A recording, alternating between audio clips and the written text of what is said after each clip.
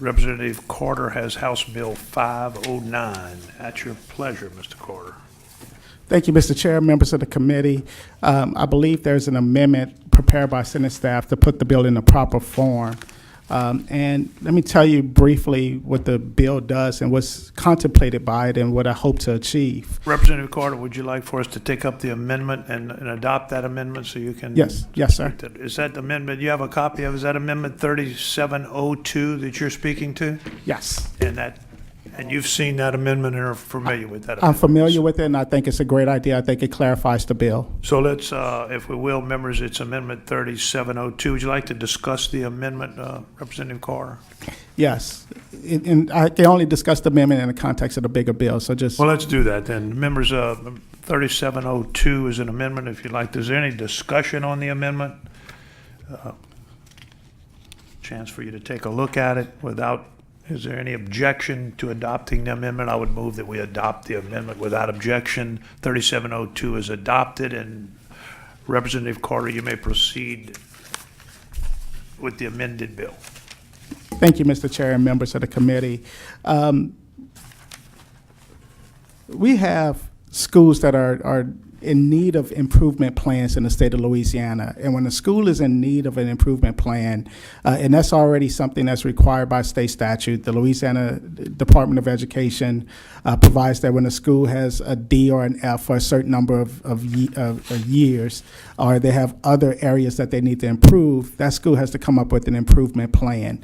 And so what this legislation requires is that plan be presented at the school for the parents so they can have information and know what caused the school to be in need of an improvement plan, what's the improvement plan, and what's the timelines for implementing the course of scope outlined in the improvement plan. And so the way I envision it is this is legislation intended to encourage parental involvement in education, have the parents involved with what's going on in their kids' schools, and it's certainly efforts that's going to change the curriculum or the improvement plans of a school. We want those parents to be involved. And the way I think about this is I represent the city of New Orleans, and let's say that there's a building in the city of New Orleans that wants to change its zoning. Well, you have to have all sorts of community meetings and public meetings on why the zoning is needed.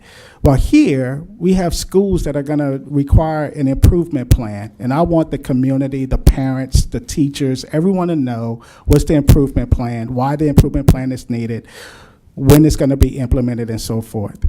And I'll gladly answer any questions that you all may have. But I'm excited about this legislation that we have schools around the state of Louisiana, and I believe it's over 200-something schools that are failing, that require an improvement plan. And I want those parents to be aware of the need for those plans and what's going to be done in order to improve those schools. Representative Carter, I'm just looking at and I haven't had time to completely digest the amendment. But and what the amendment does, the way the bill was first drafted, the question was, well, who's the person who's going to present the plans at the schools? Would it be the school board? Would it be the principal? Would it be the superintendent of the school? And I know that some schools, for instance, in the city of New Orleans, we have a school board, we have a superintendent, but we also have charter schools. So what the amendment does is it clears it up and it clarifies, and it states that the governing authority of the public school is the person who's going to be required to give the plan. Conversation now. I'm sorry. Now that you said that, I remember looking at that, and we were talking about using the governing authority. That's right. Instead of a particular. And I think that's the appropriate way to do it. So these meetings then would take place either at the school or at the school board? Or they would take place at the school. Okay. We want those parents to go where they drop their kids off the school, where they know this is where their kids go to school, and we want those meetings to take place at the school itself. That's Senator Walsworth for a question. Representative Carter, I'm trying to help you out on your fiscal note, and the reason why your fiscal note's so high is because it's the governing board, and that's a public meetings, and they have to publish the minutes of the public meeting too. So I was just, but if it was just the superintendent doing a in-school meeting, then I think that you're clear. But But with your amendment, I think it does say governing board, so I got Jody, who's the smartest lady I know, so Well, maybe it says Jody can governing help, maybe authority, yeah. Jody can help us out. Yes. Jody. Jody Moroner, Legislative Fiscal Office. Senator Walsworth, initially, as Representative Carter pointed out, the bill originally called for the school board to conduct these meetings, and so there were those costs associated with the official minutes and publication of those minutes for the school board. This clarifies that the governing authority can provide for that presentation to be made by the principal or the superintendent or whomever. So it removes the official meeting of the school board, and so it alleviates those costs, but it does not mitigate the cost of conducting, for the school to conduct that meeting after hours, and the fiscal note kind of reflects and The possibility provides of after. the number of potential impacted schools where those annual meetings are going to have to be conducted. And so there is a dual referral on the fiscal note, and that, even with this amendment, does not mitigate the cost for that dual referral. And if I can respond to that, we're talking about a meeting after the school in a gym or somewhere like that. The cost there should be absolutely minimum, that there's a failing school and the principal or whoever it is going to have a meeting with the parents to discuss the improvement plan for that school. I'm struggling to see the need for a dual referral to finance. I mean, we certainly didn't consider it, it didn't come to appropriations on the House side. And on the House side, we even had the language where it was confusing whether or not it was the school board. It certainly wasn't my intent to have all the members of the school board show up. The plan is, or it was contemplated by this legislation, is just to make certain that parents are aware of what's happening at these schools, at the schools that their children go to. So I'm struggling to understand the fiscal impact here. If you have a meeting after hours with those parents in a gym, I guess if they choose to serve sodas and coffee, that there'll be a fiscal note associated with that. But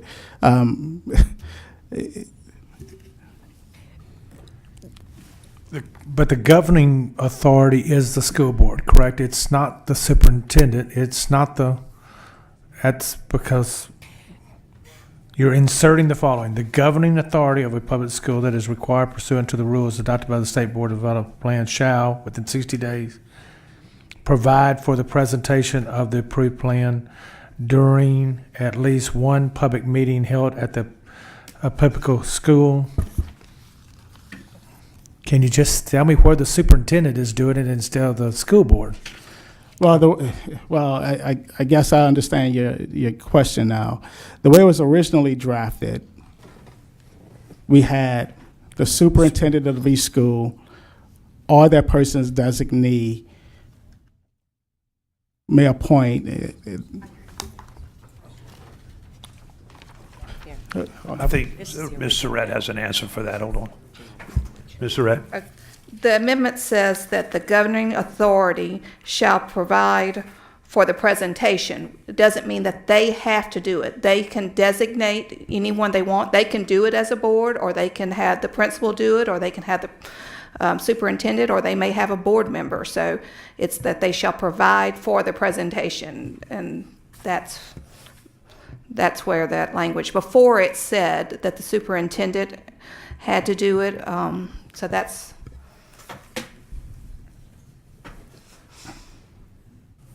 It's still open. I'm sorry. Now you're on. But it still says the school board may, so therefore it's still underneath the fiscal note. I mean, Well, but the if it specifically said the fiscal superintendent will do that, then you might be able to. but the fiscal note, so the number of schools that will potentially be required to have these meetings are schools that are determined to be academically unsuccessful. That's an F-rated school.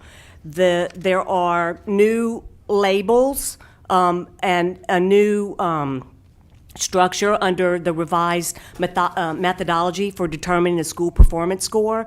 And Bessie adopted additional provisions that said, in addition to the school performance score, a school shall receive a letter grade for the subgroups of students. And so those sub-scores will also be used to determine whether a school is defined as in need of academic improvement or in urgent intervention required or comprehensive intervention required. So under the legislation and as clarified by the amendment, all schools that have to have an improvement plan, that's your F-rated schools, that's schools that have been rated D or F for 3 consecutive years, and they're identified as comprehensive intervention required. And then you have schools that, regardless of what their school letter grade is, it could A be subgroup. an A-rated school. But a subgroup But if could be their a- subgroup score is an F for 2 years in a row, that school, an A-rated school, is Could have to have labeled the plan. as urgent intervention required, and they have to develop an improvement plan. Right.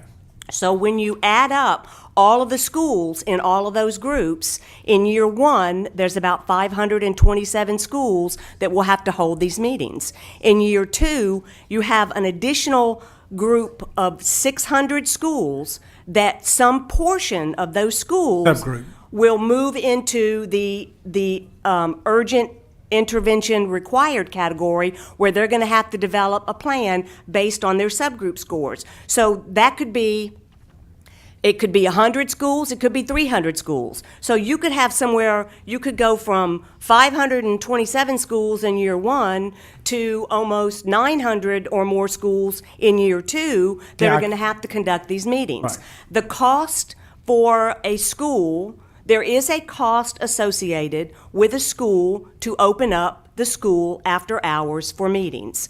There has to be a custodian there to open the school and a janitor or custodian. There may be support staff needed to help with the meeting. And if there's a meeting of a number of people, there are security personnel required. And schools that don't have their own resource officer contract with local law enforcement districts to provide that security detail.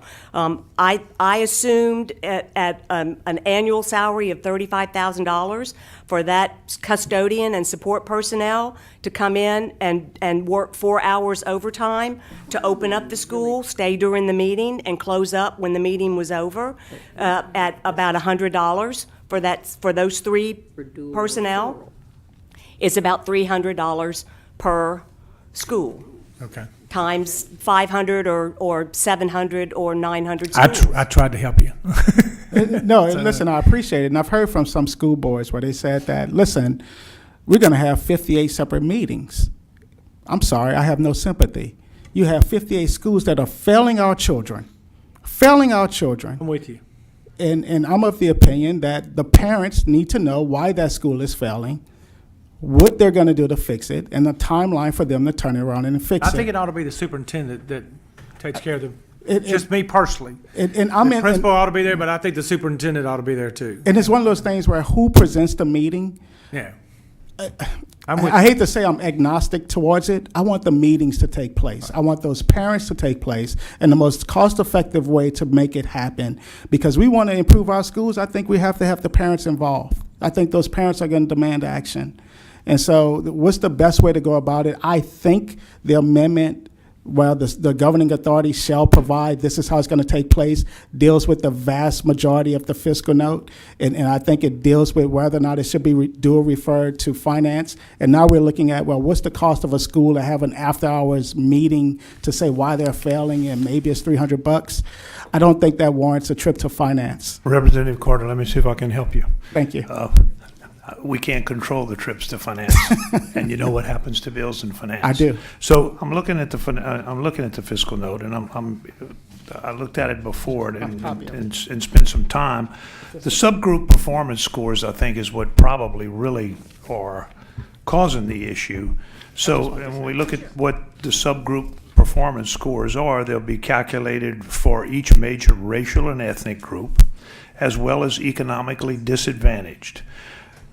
Students with disabilities. This is something that the first two, I'm not sure that, or the first three there, I'm not sure that schools can control that. Students with disabilities, they certainly can't. English learners, they can't. Foster care, they certainly can't. Homeless, they can, and militarily affiliated. So those are the subgroups that could end up having to have this program. I've got an amendment that I think can help you.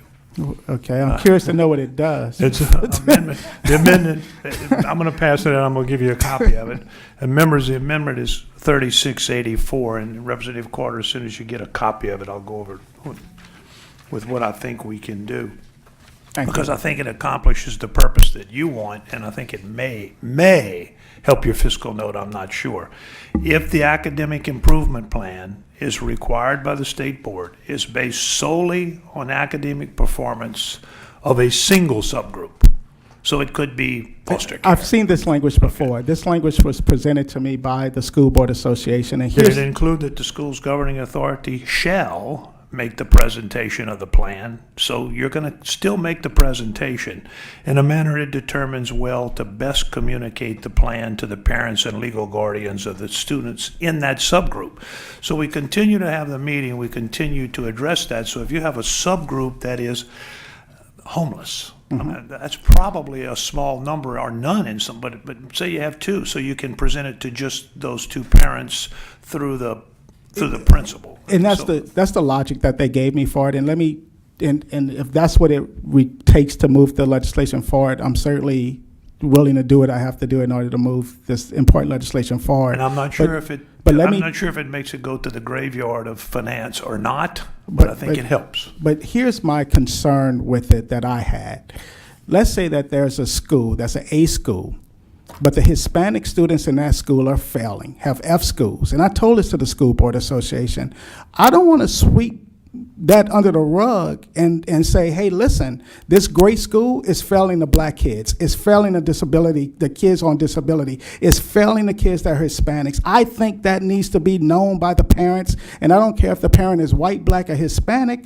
If there's a group of kids at my son's school, my daughter's school, that's failing, there's something wrong with the environment of that school that perhaps may change my impression of that school. So that's why I told them, listen, I appreciate the effort, but I'm not the sort of guy that wants to brush problems underneath the rug. I'm the sort of guy that, hey, we have a problem. In this state of Louisiana, I heard the presentation where we talked about, right before this legislation started, with what are we doing to make sure we're paying our teachers well? Because it's a problem how much we pay our teachers. It's a problem how we handle education. We have 500 schools will have need of an academic improvement plan. I don't think it has enough attention. I don't think enough parents know, and I certainly don't want to brush underneath the rug that we're failing the students who may need education the most. I hear you loud and clear. But to deal with to deal with finance, I certainly appreciate it, and if this is the only way I can move it forward, I accept it. Representative Carter, let me make clear, I do not know if this changes the fiscal note and to what degree, because we have a very low threshold in the Senate of $100,000. I have no idea if this amendment will fix that or not, but I do believe that, I don't think it's brushing it under the rug, because I think it clearly states that they will meet with those families in the subgroups and that they will address those issues, which I think is what you want to do. So I'm going to offer the amendment, and if there's any discussion on the amendment, Senator Mizell, did you have a question?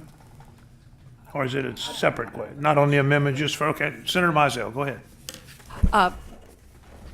I appreciate what you're trying to do. And looking at this, are you enhancing something, or there's nothing there that gets this information to the parent whatsoever? I'm not aware of any. I mean, I'm sure you could go online and probably look for it and search for an improvement plan. Senator Mizell? Yeah. These improvement plans previously were required only for F-rated schools pursuant to the law and Bessie policy.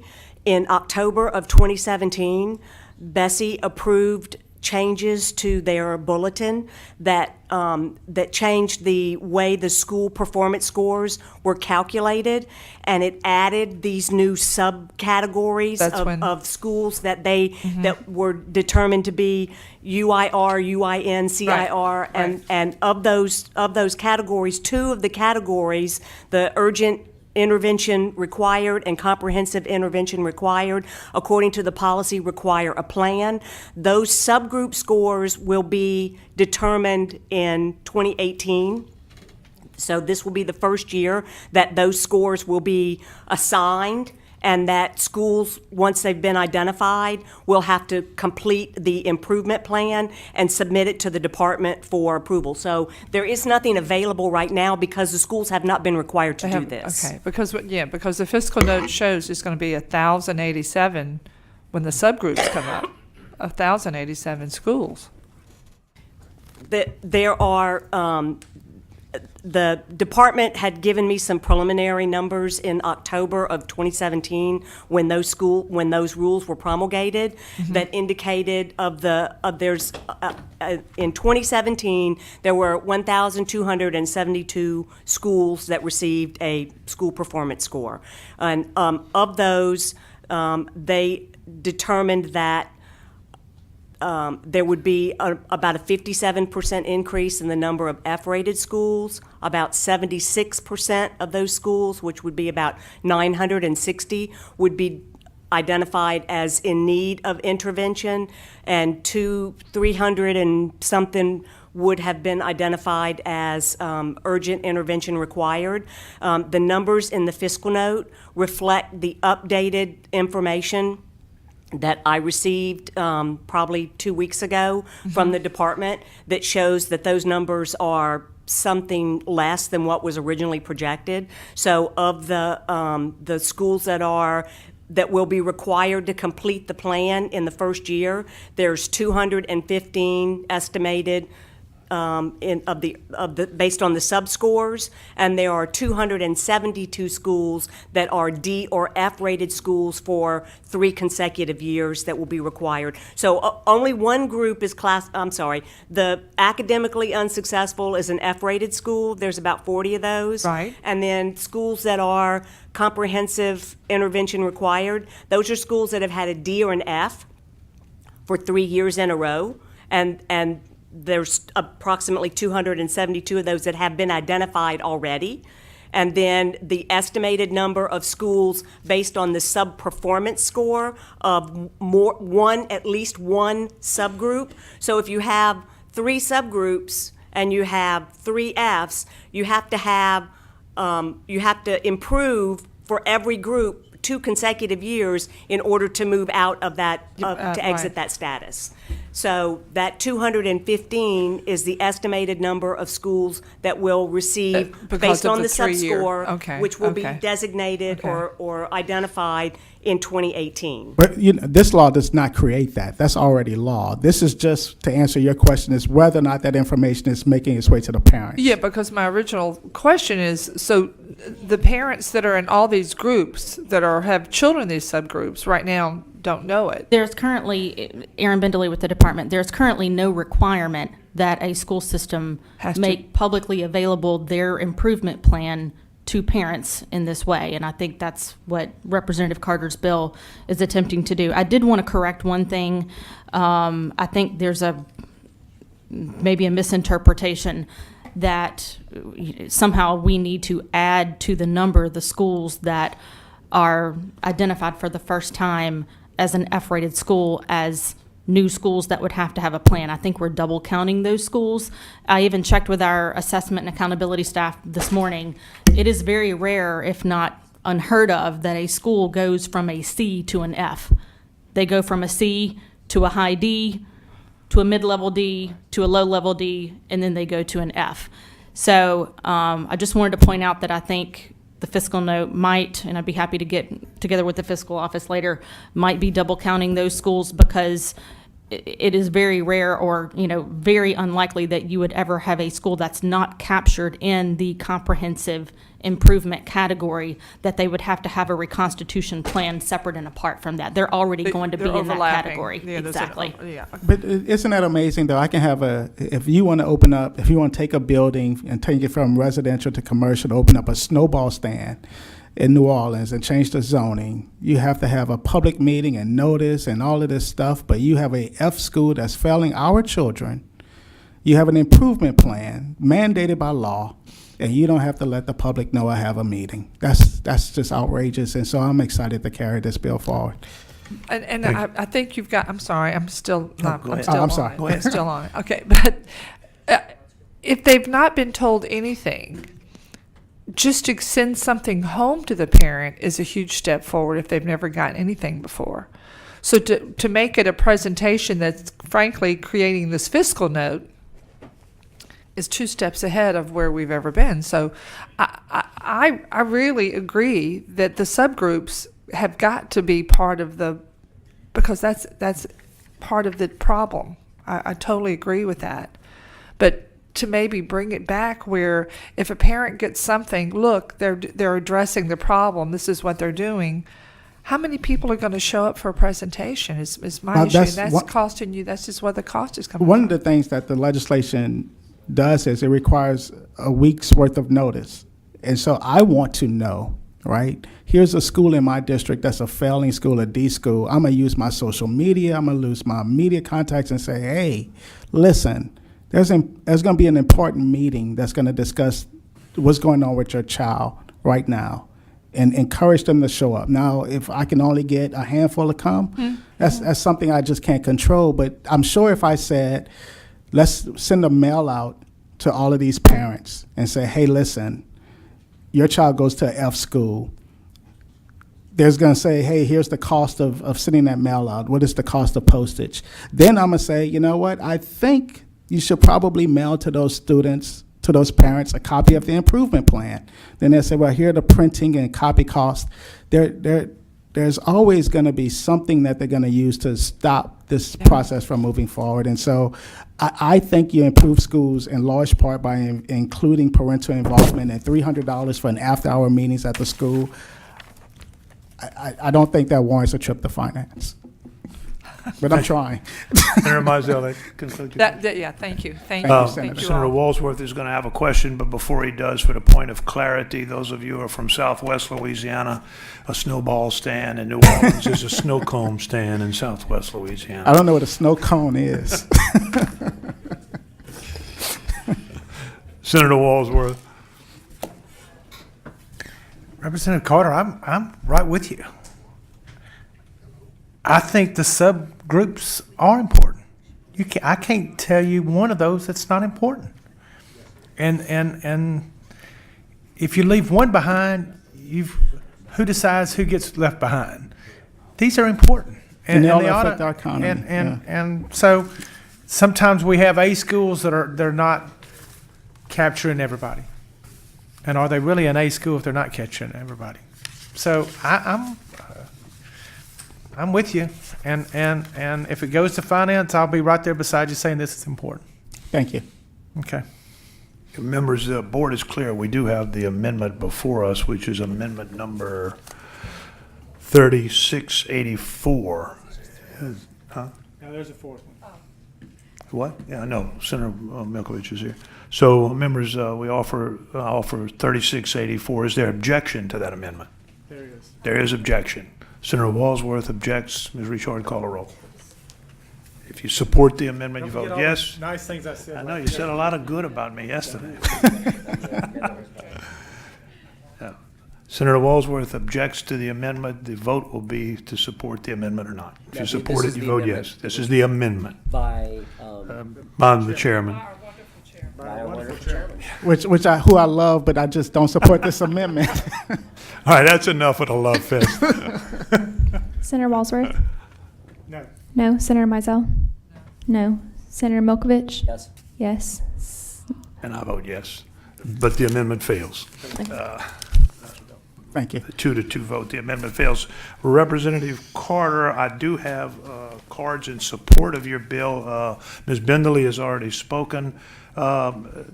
Dr. Smith, did you wish to speak? Or no? Okay. So John Warner, these are cards then who do not wish to speak, who are in support of the bill. John Warner Smith, Education's Next Horizon. Cynthia Posley, Louisiana Federation of Teachers. Carrie Monica. Mallory Wall Paget, Stand for Children. Kelly Botcher, LFC. Sarah Vandegrift, Louisiana Association of Public Charter Schools. Eva Kemp with the Democrats for Education. And Latrice, I can't read your Suchitra. with the Orleans Parish School Board, who is here to provide information if needed. I do have cards in opposition. Those cards in opposition who wish to speak: Louisiana School Boards Association, Scott Richard, Mr. Richard. I have other cards in opposition who do not wish to speak: Michael Falk with the Louisiana Association of School Superintendents, Marky Pierre with the Louisiana School Boards Association, and Danny Garrett with the Louisiana School Boards Association and St. Tammany Parish School Boards. Mr. Richard wishes to speak. Mr. Richard. Thank you, Mr. Chairman. Scott Richard, representing the Louisiana School Boards Association. Just want to shoot from the pure practical side, the mechanics of the instrument that's before you today.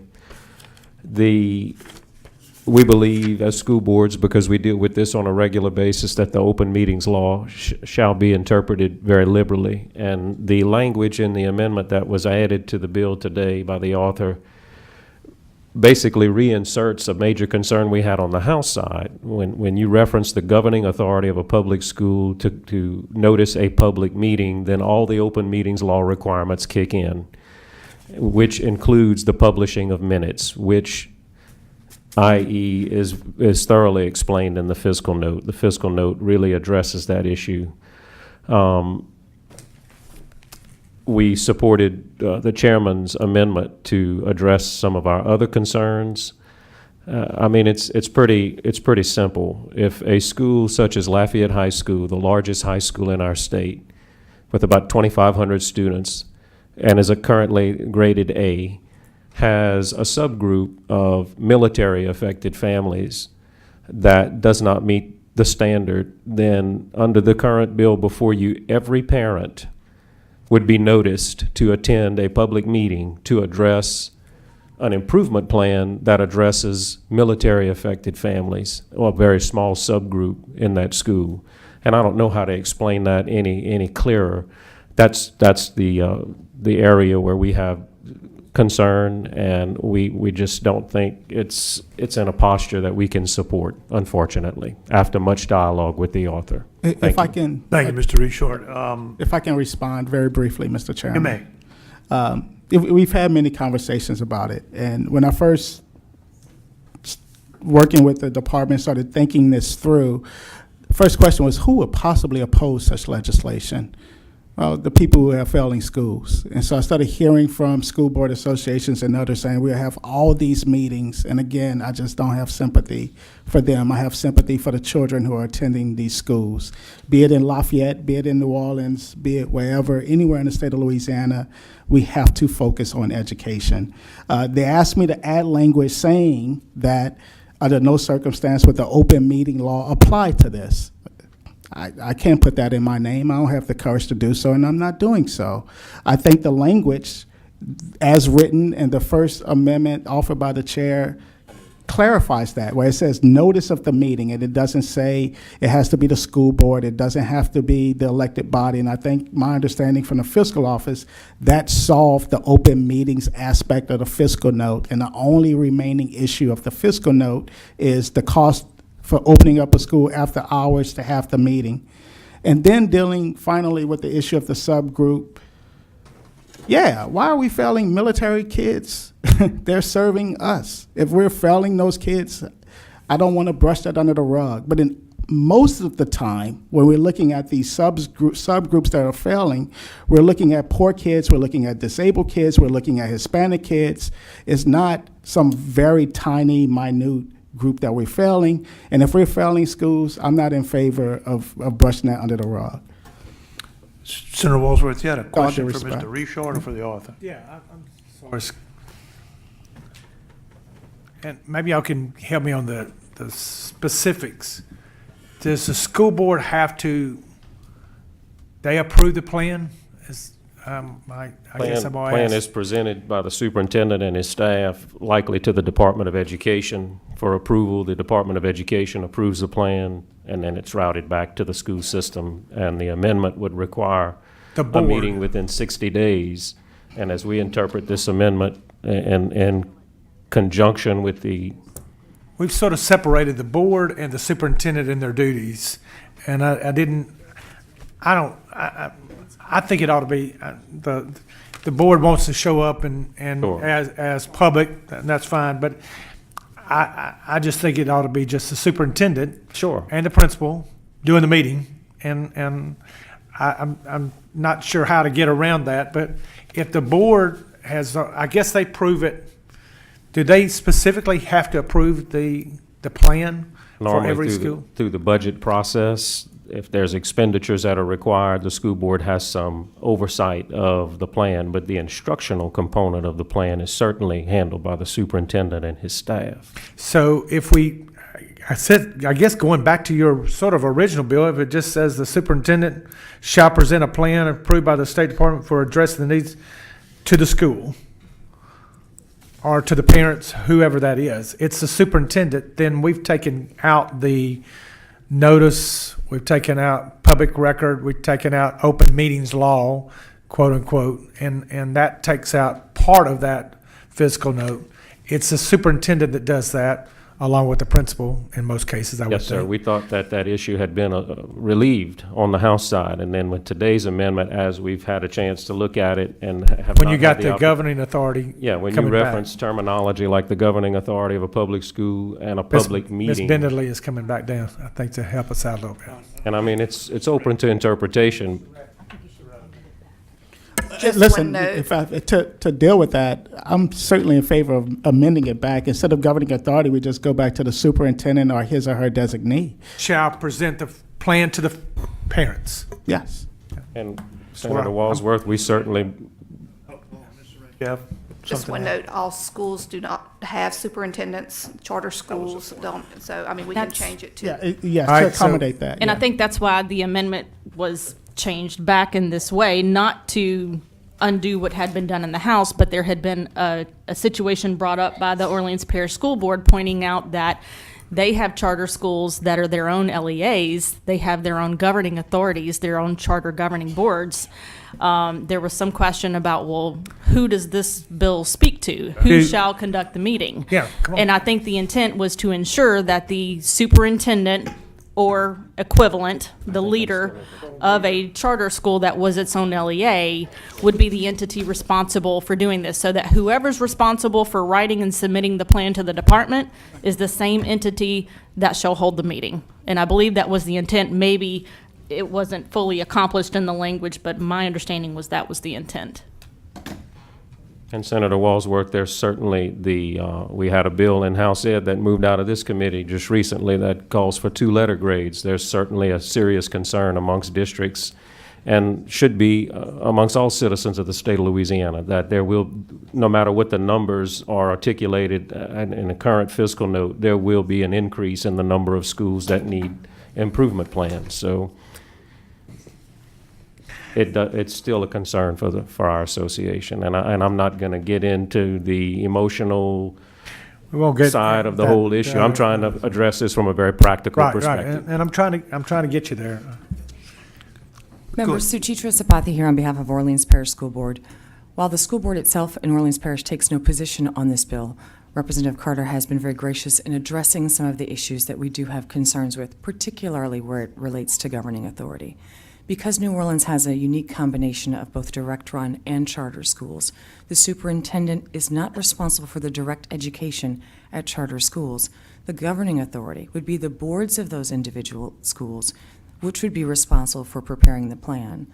We have asked for this amendment, and he has been gracious enough certainly to work with us on it, with our goal being, if you want someone to be able to be in the best position to provide the information to schools that our charter in particular, then that person may not, in the case of Orleans Parish, be the superintendent, but may very well be the governing authority, which is in charge of charter schools, and they are all uniquely different. So it is an attempt to ameliorate some of the concerns and still deliver what I think Representative Carter has asked for. Thank you. Senator Walsworth, you still, go ahead. All right, so who in the charter schools in New Orleans would be the spokesperson to do that? I mean, we've got principals in my charters. You do, and there are principals at charters in Orleans Parish. Is that the, So the bill, as written, required the superintendent. It didn't, as I recall, did not have a provision for principals. So there are principals at all schools, so whether they're direct run if we or put they're. superintendent or principals, can we figure out some? I think Language. I just did. You're and getting it's- there. I I'm think with you. we're getting there, and I think if we do it, the We're superintendent. not used to getting out of here before 4 o'clock anyway, so. Listen, how many lawyers does it take? How many lawyers and legislators does it take to write a sentence? The superintendent or his or her designee, or the school leader of a charter school. Does that? School leader? That's the language. The school leader of a charter school shall Private charter be the, school, okay. or his or her designee shall be the person. Can you Senator live with that? Walsworth? I'm sure we can certainly work, we can figure out how to work with it. We're just trying to get, I think, And we are I don't not, think y'all want the whole public open, There it is, the governing authority of a charter school, right? Does that solve it? If we, but. oh, it's a that- board, so. Yeah, it that has to board, be- and that's public. Yeah, so Now, that's, so. now you're the going back school- to the open meeting law and everything else All right, like well, I'll that. take that back then. Okay. Go back to school leader of a charter school. Senator Mizell, let me Yes. turn your mic on. Yeah. Senator Mizell, go ahead. Yep, yeah, we've geniuses on our staff, you know. But if you put a combination of those, we're not limited to using one word. No, we're not. So you could put superintendent or school leader or principal, and Or his or Desi- her designee. right, Yes, right. that would be fine. that would, And again, I'm agnostic to that, so that's So, Red, that's you're fine working by on me. that? Yeah, Okay. yeah. Thank you. Thank y'all so much. We're getting there, Representative. Listen, I really do thank you all for your And we- patience and indulgence here. I'm gonna remember that on the House side. Y'all have any bills coming before appropriations? That's where the money is, or the lack thereof. oh, is it? Is it really there? No, it's not. Representative Carter, That's what don't we get hide. ahead of yourself.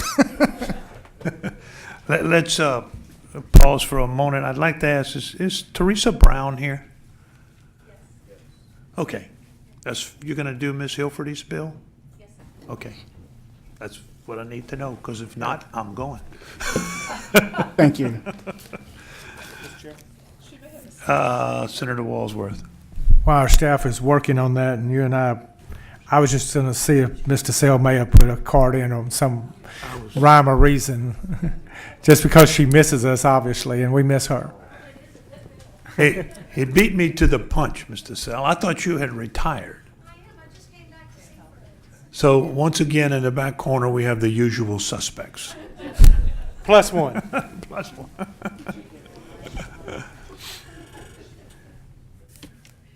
And the men are in the back.